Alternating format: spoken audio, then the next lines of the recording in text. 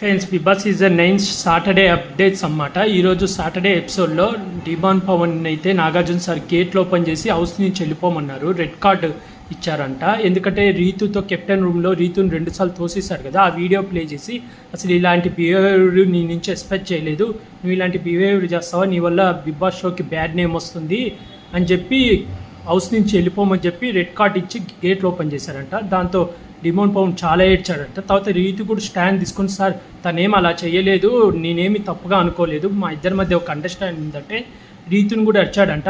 House నుంచి వెళ్ళిపోమంటే house mates అందరూ తనుజ వీళ్ళందరూ నాగార్జున గారిని బతిమాలారంట. అయినా లేదు హౌస్ నుంచి వెళ్ళిపోవాల్సిందే, రెడ్ కార్డ్ ఇస్తున్నాను, నువ్వు అసలు ఈ హౌస్లో ఉండడానికి వీల్లేదని వెళ్ళిపోమన్నారు అన్నమాట. తర్వాత డిమాన్ పవన్ ఏడుస్తూ బట్టలు సర్దుకుంటే మళ్ళీ ఆపేసి చిన్న వార్నింగ్ ఇచ్చాడంట. తర్వాత బర్నీ గారిని అడిగారంట ఎలాంటి పనిష్మెంట్ ఇవ్వాలంటే, ఎలిమినేట్ కాకుండా ఏదైనా పనిష్మెంట్ ఇవ్వండి సార్ అంటే, ఇక్కడ కూడా నువ్వు సేఫ్ గేమ్ ఆడుతున్నావా అని అన్నారంట. తర్వాత డిమాన్ పవన్కి అయితే వార్నింగ్ అయితే ఇచ్చారు. అలాగే శ్రీజని అయితే స్టేజ్ మీదకి తీసుకురాలేదు, శ్రీజ ఏవి అయితే ప్లే చేయలేదు.